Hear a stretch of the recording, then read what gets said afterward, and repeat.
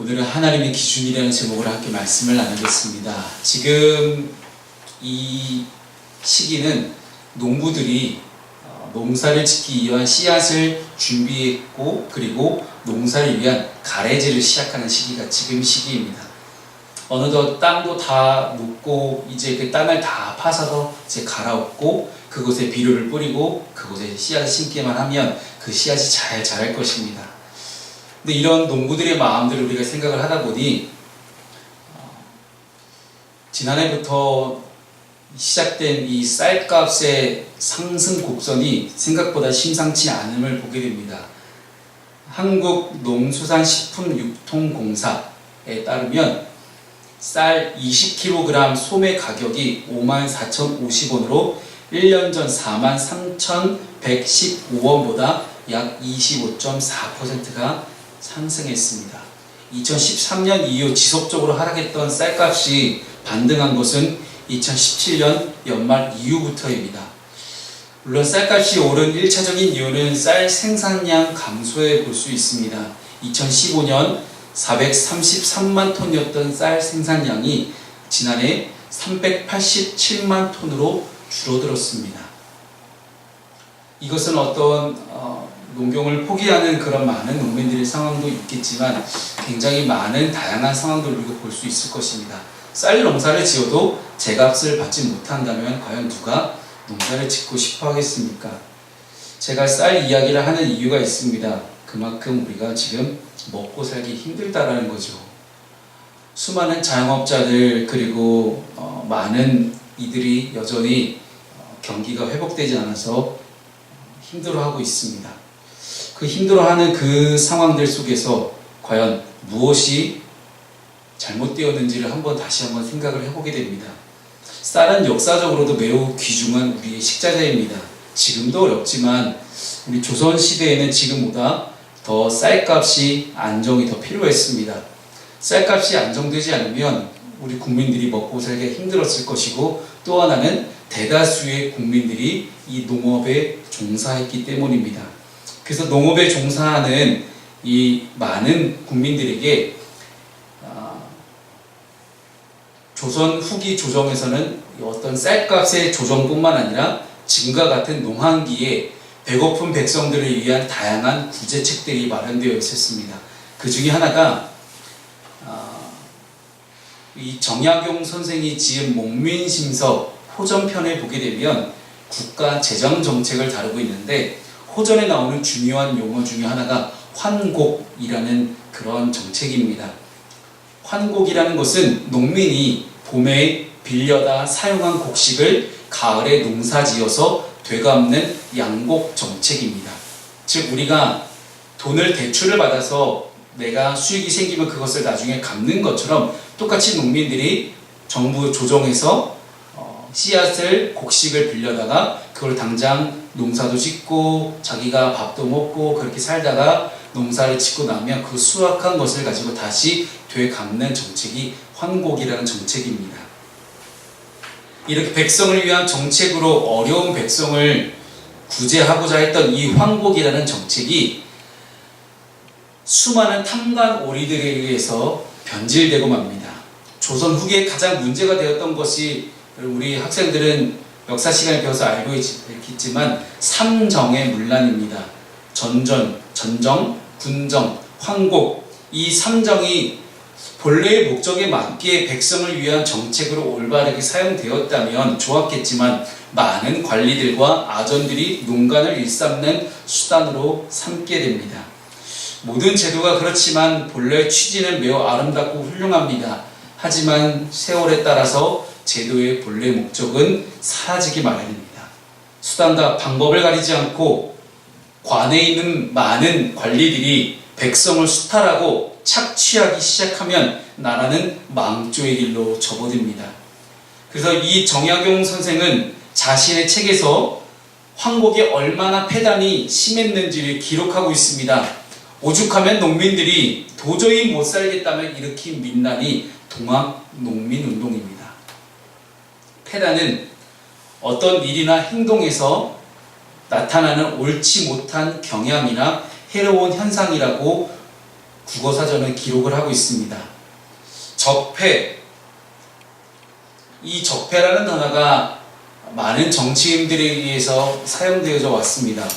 그래서 이 어렵고 어려운 한자어가 이제는 대다수의 국민들까지 다 아는 그런 단어가 되었습니다. 나라의 임금이 백성을 위한 정책을 펼치고 아래에 있는 모든 관리들이 백성을 위해서 정직하고 올바른 삶을 산다면 모두가 함께 잘 사는 그런 나라를 만들 수 있을 것입니다. 그래서 나라 안의 적폐는 뿌리 끝까지 다 뽑아야 합니다. 적폐를 뿌리 뽑는 결단이 나라의 임금과 관리에게 마땅히 있어야 합니다. 그래서 정약용 선생은 정조 임금에게 자신이 생각한 모든 정책에 대해서 하나도 빠짐없이 다 기록해서 임금에게 상소를 바칩니다. 그럼에도 불구하고 여전히 정권을 잡고 있는 많은 이들 때문에 정조 임금과 정약용 선생은 늘 목숨의 위협을 받고 살아왔습니다. 적폐라는 한자어 안에는 오랫동안 쌓이고 쌓인 폐단이라는 뜻을 갖고 있습니다. 오늘 본문의 상황을 예로 들게 된다면 적폐는 한마디로 오랜 기간 동안 이것이 범죄임에도 불구하고 하나님께 그 범죄함이 계속되었다는 것입니다. 그리고 유다의 왕으로서 한 나라의 통치자로서 아사 왕은 마땅히 이 적폐를 청산해야만 하는 그런 사명이 있었습니다.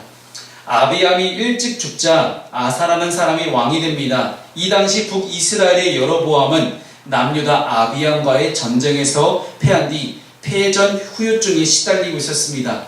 그런데 비교적 단명한 아버지 아비암과는 다르게 아사는 왕이 되어서 자그마치 유다를 41년 동안 다스리게 됩니다.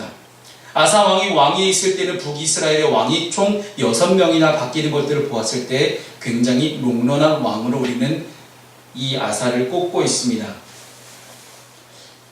한 가지 이제 성경 속에 나오는 이제 용어에 대해서 바로 잡고 오늘 본문의 내용을 함께 나누고자 합니다. 10절 말씀을 보면 그의 어머니의 이름은 마아가라 아비살롬의 딸이라고 말씀합니다. 근데 이 마아가라는 사람은 여러분 잘 알고 있는 압살롬의 손녀입니다. 그러니까 이 아비살롬을 압살롬이라고 해석하는 것이 일반적인 건데요. 그래서 이 압살롬의 마아가가 압살롬의 손녀이고 마아가는 아사의 할머니라고 해석하는 것이 맞는데 여기서 굳이 어머니라고 기록했던 것은 즉 어머니, 할머니로 이어지는 그 계보 안에서 그저 그냥 어머니라는 단어로 통칭했다라고 그렇게 보시면 될 것 같습니다. 그런데 11절을 보시면 아사가 그의 조상 다윗같이 여호와 보시기에 정직하게 행했다라고 이야기를 합니다. 유다 왕 중에요 정말 하나님께 선하다고 꼽는 왕이 4명이 있고요. 그리고 중간에 조금 뭔가 잘못을 하긴 했지만 그래도 하나님 앞에서 착한 짓을 했던 왕은 총 6명을 꼽게 됩니다. 그 중에 한 명이 오늘의 아사 왕입니다. 그렇다면 하나님께서는 왜 이 아사 왕을 선한 왕으로 꼽으셨을까요? 부정적으로는 여로보암의 길을 걸었다라고 성경은 항상 표현을 하고 그리고 선하게 이야기할 때는 다윗의 길을 걸었다라고 표현하는 것이 성경의 일반적인 표현법입니다. 지금 아사 왕은 다윗을 기준으로 해서 선한 왕으로 분류되는데 그러나 하나님의 기준은 무엇이었을까요? 그것을 함께 살펴보길 소망합니다. 아사 왕은 과감하게 결단할 줄 아는 사람이었습니다. 오늘 본문 12절과 13절을 함께 읽어보겠습니다. 시작! 남색하는 자를 그 땅에서 쫓아내고 그의 조상들이 지은 모든 우상을 없애고 또 그의 어머니 마아가가 혐오스러운 아세라 상을 만들었으므로 해우의 위를 폐하고 그 우상을 찍어 기드론 시냇가에서 불살랐으나. 아멘.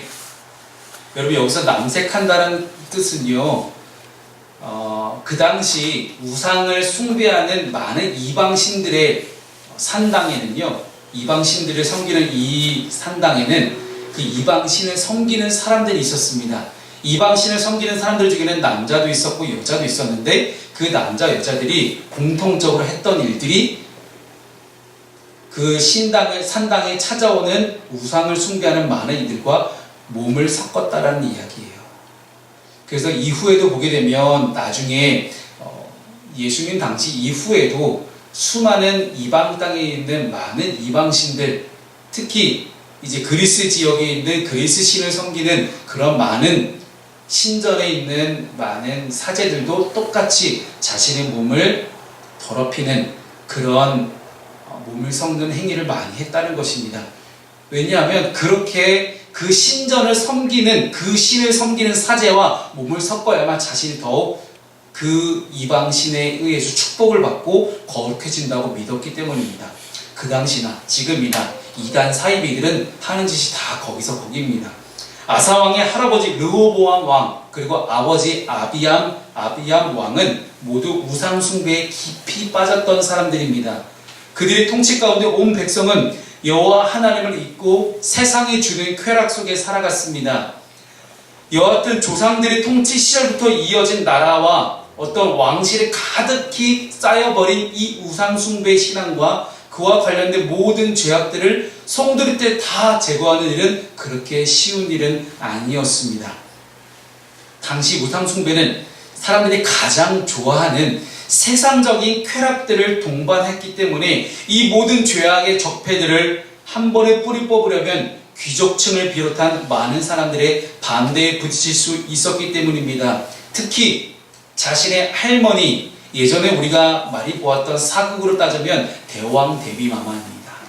이 대왕 대비마마께서 이방신을 섬기고 있었기 때문에 자칫하다가는 아사왕 자신의 입지조차 흔들릴 수 있는 그런 상황입니다. 그런데 아사왕은 어떠한 불법도 용납하지 않고 단호하게 개혁을 단행하면서 나아갑니다. 데살로니가 5장 21절 22절 말씀을 함께 읽습니다. 시작. 범사에 헤아려 좋은 것을 취하고 악은 어떤 모양이라도 버리라. 아멘.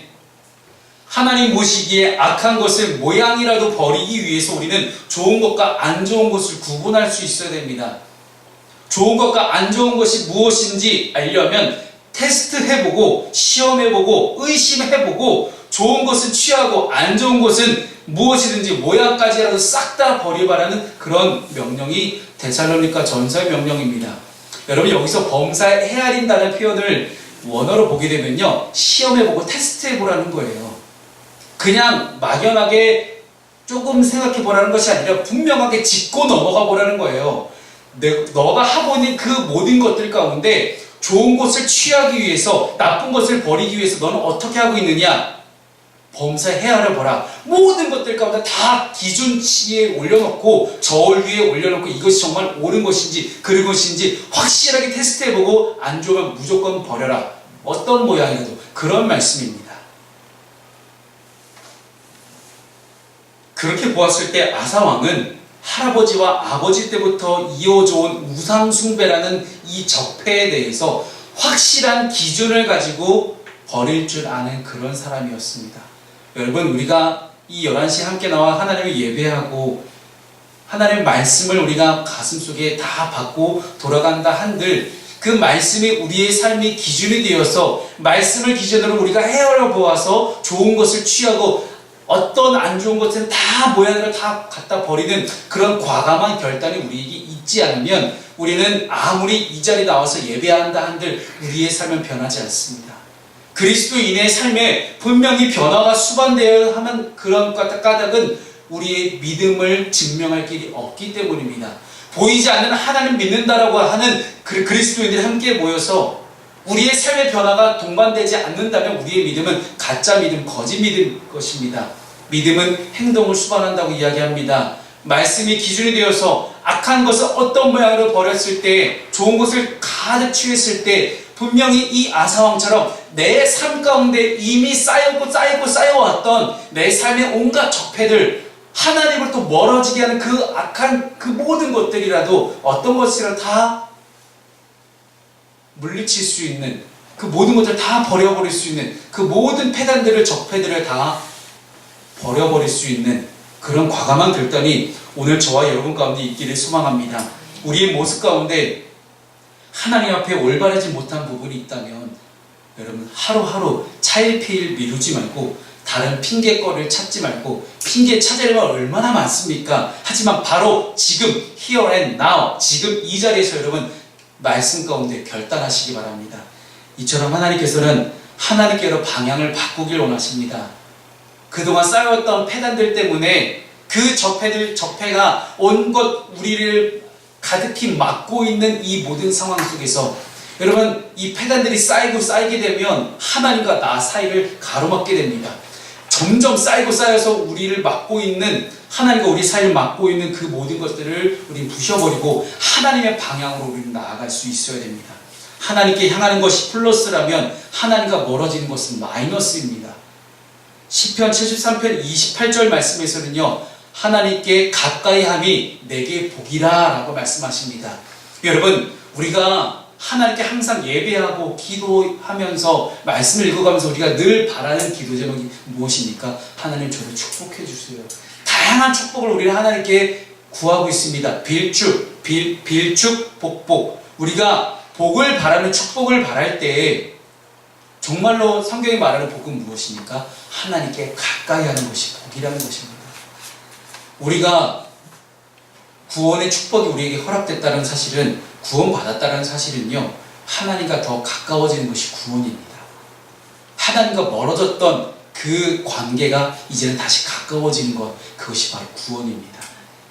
하나님과 친밀한 것이 축복입니다. 하나님과 멀어지면 우리는 저주의 삶을 살게 됩니다. 영향력 있는 그리스도인들은 그래서 방황하는 많은 사람들의 방향을 바꾸어 버립니다. 내가 영향력 있는 그리스도라는 것을 알 수 있는 좋은 기준이 하나가 있습니다. 나와 함께하는 모든 사람들의 방향을 하나님께로 바꿀 수 있는 그런 영향력이 있느냐는 것입니다. 바라기는 아사의 경우와 같이 저와 여러분을 통하여 방황하는 자들이 하나님께로 방향을 바꾸는 계기가 되고 우리의 영적인 방향키가 되기를 간절히 소망합니다.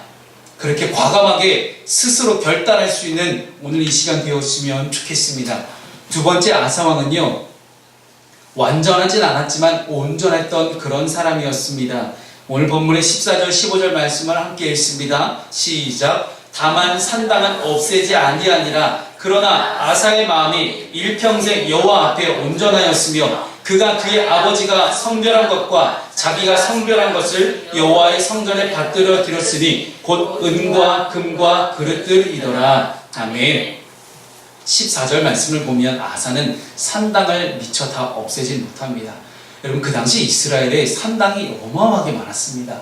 각 지역별로, 각 동네마다 각자 쉽게 이방신을 섬기기 위한 산당들이 굉장히 많았고 심지어 그 산당에서 하나님을 섬기기도 했다는 것입니다. 그렇게 본다면 할머니까지 척결하는 의지를 보였던 이 아사왕이 산당을 제거하는 것이 그렇게 어려웠을까 하는 생각이 들기도 합니다만은 반면에 역대하 14장 말씀을 보게 되면 여러분, 이 유다 왕들의 많은 일대기는 열왕기 하에도 기록되어 있지만 역대 하에도 똑같이 기록되어 있습니다. 근데 이 역대하는 포로기 이후에 유다 사람들의 관점에서 쓰여졌기 때문에 철저하게 유다를 중심으로 유다에 긍정적으로 쓰여졌던 것이 바로 역대하기 때문에 열왕기와 이 역대기를 좀 비교해 봐서 읽으면 것도 참 좋은 성경 읽기라고 생각이 됩니다. 이 역대기에 보면 이방 제단과 산당을 없애고 주상을 깨뜨리며 아사상을 찍고 라고 표현되어 있습니다. 역대기와 열왕기의 내용에 모순이 있는 것처럼 보이긴 하지만 여러분, 아사왕이 초기에는 굉장히 개혁적인 인물이었고 진취적인 인물이었기 때문에 강력한 개혁을 통해서 산당을 없애갔지만 시간이 지나면서 미처 없애지 못했던 산당들도 존재했다는 것입니다. 근데 이 산당은요, 남유다가 멸망할 때까지도 사라지지 않아요. 그리고 그 산당이 어떻게 이어지냐면 바벨론 포로기 때에 페르시아에서 많은 유대인들이 모여서 함께 자신의 공동체를 만들었던 회당으로 이어집니다. 그렇게 본다면 이 산당이라는 것을, 이 지역 주민들이 모이는 이 모임 자체를 없애는 것은 그렇게 쉬운 개혁은 아니었을 것입니다. 아사에게도 연약함이 있었습니다. 우상 숭배의 근원지를 다 없애지를 못하고 우상만 없애버렸기 때문입니다. 그런데 성경은 왜 아사의 마음이 일평생 여호와 앞에 온전했다라고 평가할까요? 그것은 아사가 그의 마음이 흔들릴 때가 있긴 했지만 다윗처럼 하나님 앞에 회개하고 하나님의 자리로 돌아왔기 때문입니다. 그뿐만 아니라 아사왕은 그의 부친 아비암이 여로보암과 싸워서 취한 전리품과 자신이 구스인들과 싸워 얻은 전리품 중에서 은과 금과 그릇들을 모두 하나님께 드렸습니다. 구스왕 세라가 남유다를 침공했는데 어마어마한 대군을 끌고 왔습니다. 그 대군 앞에서 도저히 이길 힘이 없었던 아사왕은 즉시 하나님께 기도합니다. 아사왕의 개혁이 성공했던 이유는요, 그는 통치 초기에 온전하게 하나님께 기도할 줄 아는 사람이었기 때문입니다. 모든 어려움들을 가지고 그는 철저하게 하나님께 기도함으로 하나님의 도움을 구하던 그런 사람이었습니다. 아사는 그렇게 얻은 모든 전리품들을 다 여호와의 곳간에 드렸다라고 성경은 기록합니다. 여러분, 아사는 물질에 매이지 않고 모든 전리품을 하나님께 드릴 줄 아는 그런 사람이었습니다. 여러분, 이 세상에 완전한 인간은 없습니다. 연약하고 불완전하기 때문에 주의 보혈을 의지하여 우리는 하나님 앞으로 나아갑니다. 여러분, 우리가 인간이 완전했다면 하나님의 도움 없이 우리는 스스로 구원할 수 있었을 것입니다. 하지만 우리는 완전하지 않기 때문에 오직 예수 그리스도의 십자가의 보혈이 아니고는 하나님 앞에 나아갈 수가 없습니다. 그런데 우리는 자꾸 완전하지 않은 서로를 정죄합니다. 네가 못났네, 내가 잘났네 하면서 우리는 서로가 서로를 정죄하는 그런 습관들이 있습니다. 완전하지 않은 사람들끼리 하는 그런 정죄가 과연 무슨 의미가 있겠습니까? 완전하다는 것과 온전하다는 것은 다른데, 완전하다는 것은요, 죄를 답습하지 않는다는 것을 뜻합니다. 한 번 죄를 지었으면 회개하고 돌아왔을 때 두 번 다시는 죄를 짓지 않는 것을 완전하다고 성경은 표현합니다. 그리고 온전하다는 것은요, 물질에 매이지 않고 하나님 앞에 죄를 회개하고 하나님 앞으로 돌아오는 것입니다. 이처럼 하나님께서는 우리의 인생을 평가하실 때 하나님과의 관계로 모든 것을 평가하십니다. 하나님을 향한 방향이 우리의 인생의 플러스이기에 그 방향으로 걸어가는 것입니다. 연약해서 우리 인간이 넘어질 때에도 다시 일어나서 하나님의 방향으로 걸어가는 것입니다. 두 번째는 우리는 하나님께서 우리를 평가하실 때 물질의 문제를 가지고 평가하십니다. 하나님께 인색하지 않고 사람 앞에서도 인색하지 않는 사람입니다. 왜냐하면 모든 물질이 다 내 것이 아니라 하나님의 것임을 기억하고 물질을 움켜쥐고 내 것이 하고 아둥바둥거리며 살아가는 것이 아니라 이 물질을 흘려보내는 사람을 하나님은 믿음의 사람이라고 평가하십니다. 먼 훗날 아니면 지금 이 자리에서 주님이 우리를 보러보실 때 어떤 평가를 받고 계십니까? 저와 여러분이 완전하진 않지만 온전하다는 평가를 받기를 주님의 이름으로 간절히 축복합니다. 기도하겠습니다.